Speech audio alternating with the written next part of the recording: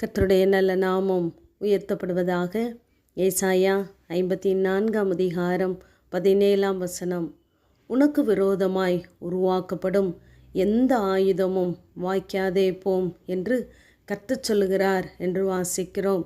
இன்று நமக்கு விரோதமாய், நம்முடைய பிள்ளைகளுக்கு விரோதமாய், குடும்பத்திற்கு விரோதமாய், தொழிலுக்கு விரோதமாய் உருவாக்கப்பட போகிற எந்த ஆயுதமும் வாய்க்காதே போக பண்ண நம்முடைய தேவனால் முடியும்.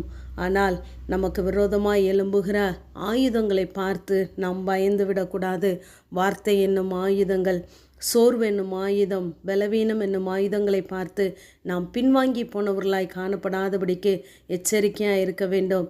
ஏனென்றால் இந்த ஆயுதங்களை பார்க்கிலும் நம்மோடு கூட இருக்கிற தேவன் அவர் பெரியவராகவே இருக்கிறார்.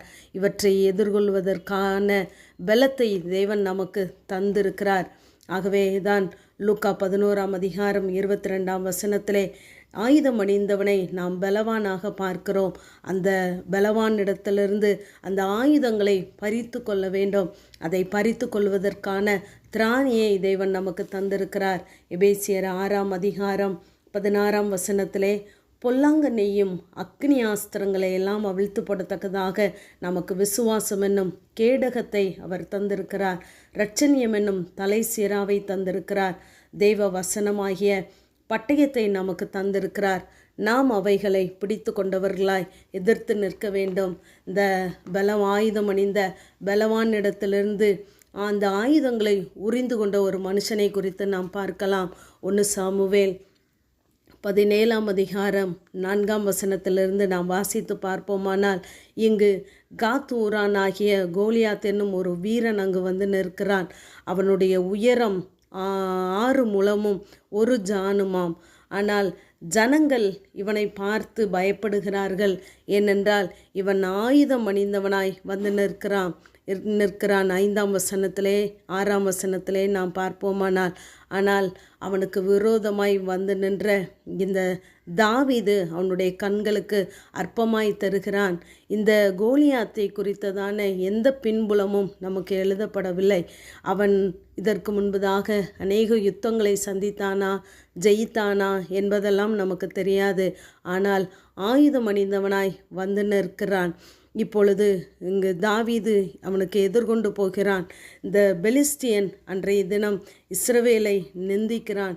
நிந்தித்ததோடு மாத்திரமல்ல, இவனுக்கு இந்த தாவீதை பார்த்து அசட்டை பண்ணி அவனுக்கு விரோதமாக எதிராக கிட்டி வருகையிலே இந்த தாவீது தீவிரமாய் அந்த சேனைக்குள்ளே அந்த பெலிஸ்டியனுக்கு எதிராக ஓடி தன் கையில் இருந்த கற்களை வீசி எறிகிறான். ஒரே கல்லிலே அந்த பெலிஸ்தியன் மடிந்து போகிறான். அவனிடத்தில் இருந்து இவன் பட்டயத்தை எடுத்து அவன் தலையை வெட்டி போட்டான் என்று சொல்லி பார்க்கிறோம். வீரன் என்று அவனை பின்பற்றினவர்கள் எல்லாரும் இப்பொழுது ஓடி போனார்கள். ஆகவே நம்முடைய வாழ்க்கையிலும் இப்படிப்பட்ட ஆயுதங்கள் எல்லாம் நம்மை ஒன்றும் செய்யாது. நாம் அவைகளுக்கு எதிர்த்து நிற்க வேண்டும். எதிர்த்து நிற்கத்தக்கதான அதிகாரத்தை தேவன் நமக்கு தந்திருக்கிறார். நம்முடைய அவயங்களை தேவனுக்குரிய நீதிக்குரிய ஆயுதங்களாக நாம் ஒப்பு கொடுக்க வேண்டும் என்று ரோமர் 6:13 வாசிக்கிறோம். இப்படிப்பட்ட அந்தகாரத்தின் கிரியைகளை நாம் தள்ளிவிட வேண்டுமென்றால் ஒளியின் ஆயுதங்களை நாம் தரித்து கொள்ள வேண்டும் என்று ரோமர் 13:12 வாசிக்கிறோம். நம்முடைய சிந்தைகளை தேவனுடைய சிந்தையாக ஆயுதமாக தரித்து கொள்ள வேண்டுமாம். ஆகவே நாம் இப்படிப்பட்ட ஆயுதங்களை தரித்து கொள்ளும் பொழுது நமக்கு விரோதமாய் உருவாக்கப்படுகிற எல்லா ஆயுதங்களையும் தேவன் ஒன்றுமில்லாமற் போக பண்ணுவார். ஆகவே தேவன் நமக்கு தருகிற வேத வசனமாகிய பட்டயத்தை கையில் எடுத்தவர்களாய், அதை நாவினால் அறிக்கையிடுகிறவர்களாய் நாம் இருக்கும் பொழுது நமக்கு விரோதமாய் எந்த சத்துருவின் கிரியைகளோ அந்தகாரத்தின் கிரியைகளோ நம்மை சூழ்ந்து கொள்ளாதபடி தேவன் நம்மை பாதுகாப்பார். அவர் நம்மோடு கூட இருக்கிறார். ஆமேன். ஜெபம். பிதாவாகிய தேவனே, குமாரனாகிய இயேசு கிறிஸ்துவின் நாமத்தின் மூலமாய் உடைய சன்னிதானத்தில் வருகிறேன். யுத்த ஆயுதங்களை பார்க்கலும் ஞானமே நலம் என்ற வேத வார்த்தையின்படி கர்த்தாவே, நாங்கள் இந்த சத்துரு எடுக்கிற எல்லா ஆயுதங்களை பார்த்து நாங்கள் பயந்து போகாதபடி ஞானத்தின் ஆவியானவர் எங்களோடு கூட இருந்து வார்த்தையினாலே ஆண்டவரே அவனை ஜெயிக்க, வார்த்தையினாலே அவனை மேற்கொள்ள தக்கதான கிருபைகளை நீர் எங்கள் ஒவ்வொருவருக்கும் தந்தருளும்படியாய் ஜெபிக்கிறோம். தெய்வ கரம் ஆண்டவரே எங்களை நடத்தட்டும், பாதுகாக்கட்டும். இயேசுவின் மூலம் ஜெபம் எங்கள் ஜீவனுள்ள நல்ல பிதாவே. ஆமேன்.